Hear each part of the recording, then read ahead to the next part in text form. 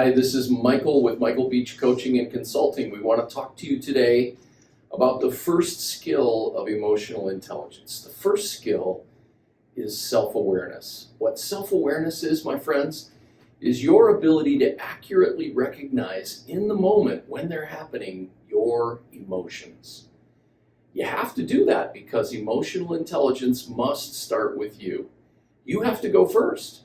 It's your reactions to events that are going to define how you're positioned for success in your life and in your career. What I've noticed over the years is that a lot of people don't react well.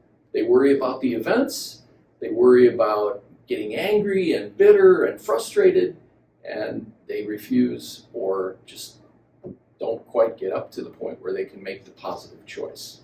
They say things like, "I didn't have a choice." Remember, my friends, you always have a choice. We'll see you next time.